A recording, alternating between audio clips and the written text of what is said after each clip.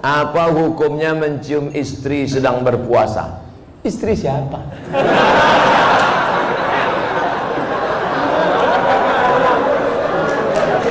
Kalau istri engkau yang kau cium, maka tak batal. Dalilnya Nabi mencium Aisyah. Tapi kalau dia ihtiyat, hati-hati, takut dia tak bisa mengendalikan hawa nafsunya seperti Nabi Muhammad SAW, maka dia ihtiyat, dijaganya. Tapi hukum aslinya tak batal. Tapi kalau sampai memperturutkan hawa nafsu, maka jatuh dalam batal, rusak puasanya. Awal dari 6. Pertama, nazratun, pandangan. Setelah lama memandang, fabtisamun, senyum. Setelah senyum, fasalamun, selamat pagi, good morning. Setelah salam, fakalamun, kerja di mana? Di BP, sekantor ya. Setelah fakalamun, famau'idun, janjian. Bisa ketemu kita nanti siang? Oke.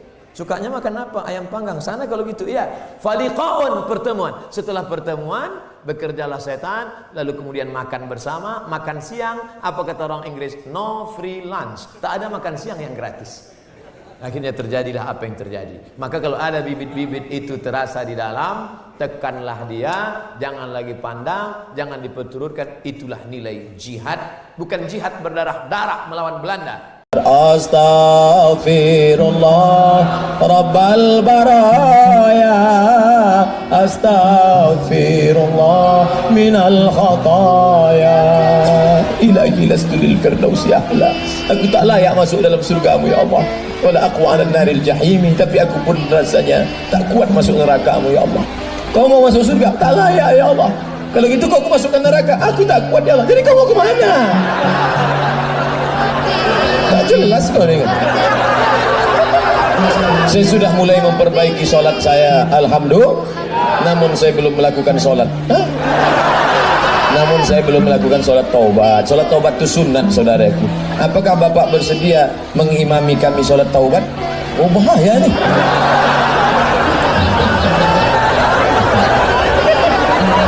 Solat taubat itu tak usah berjamaah. Kau solat sendiri saja. Karena kau perkara jenggot, kambing pun berjenggot. Laki-laki yang perkasa bukan badannya berotot tegap. Karena kalau cerita otot tegap, maka gajah lebih tegap. Laki-laki yang perkasa adalah laki-laki yang dapat membawa keluarganya ke dalam surga Jannatul Firdaus. Dan saya dapat melihat itu. Mana mungkin perempuan-perempuan ini datang pengajian kalau tidak izin laki-laki, betul? Ibu-ibu kemarin ini mesti izin bapak. Bang, aku pergi pengajian ya. Pergilah, pergi. Abang mau kemana? Aku main gaple. Sempat merekam, sempat mengupload, sempat memotong video pendek-pendek, ketemu dengan jamaah Malaysia di airport. Saya suka video yang dipotong 2 menit, 1 menit yang ketemu di Instagram. Rajin Ustaz buat ya. Kata dia rajin Ustaz buat. Sampai hari ini Ustaz Somad belum pernah memotong video lagi. Siapa yang membuat itu? Adik-adik kita. Mereka tak pernah dikenal, namanya tak ada, balehonya tak ada, tapi pahala dia lebih banyak daripada Abdul Somad.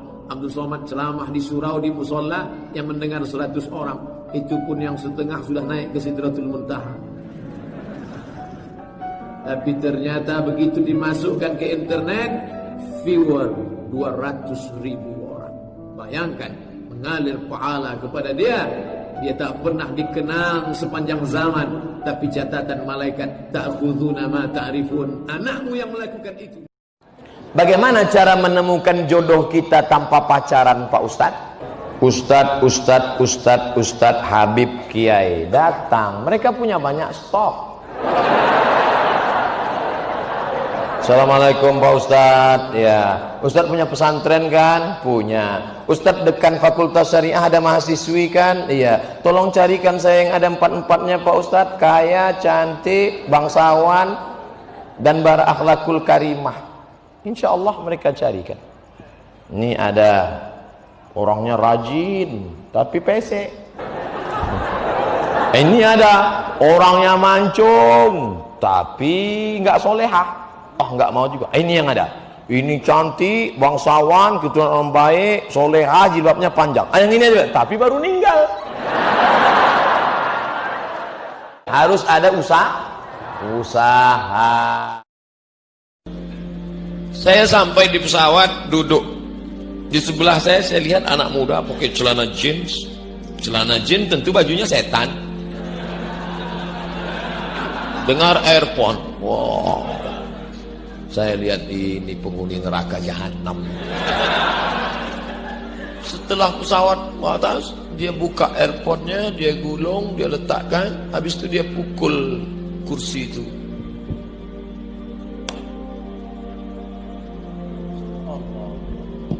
Saya istighfar berkali-kali. Tapi untuk minta maaf, jaim lah. Mungkin saya minta maaf, please forgive me. Oke. Tapi saya merasa tidak berdosa, kan saya belum ngomong.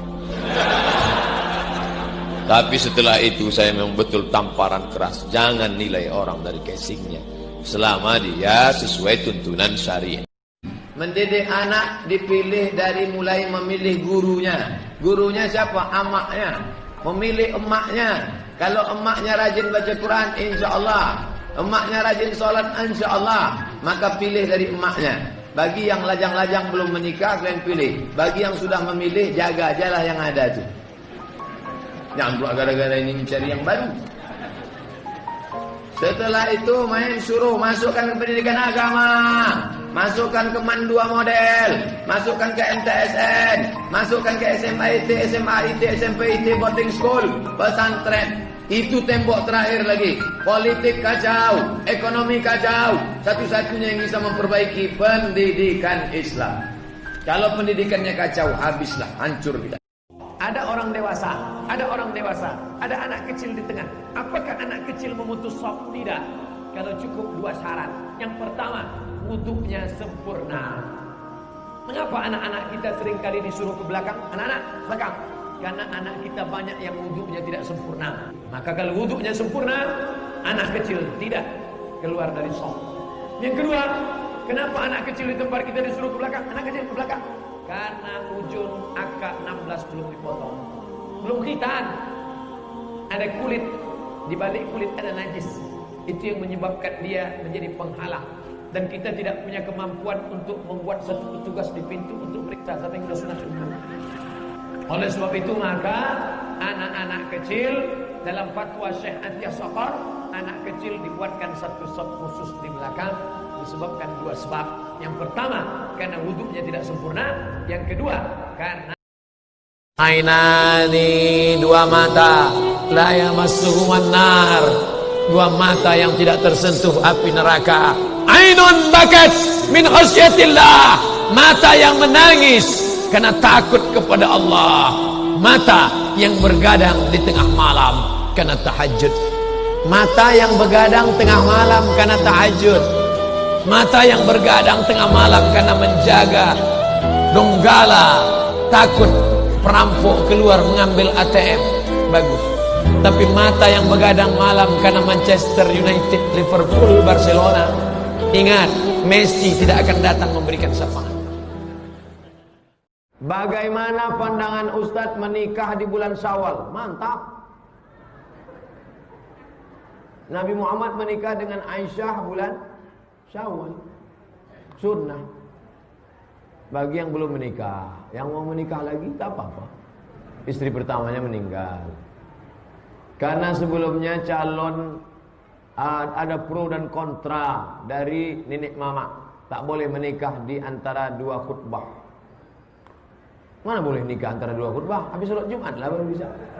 Wa amruhum syura bainahum, bermusyawarahlah di antara orang-orang baik. Tentu kalian jangan pula balik dari sini menceramahi nenek mama.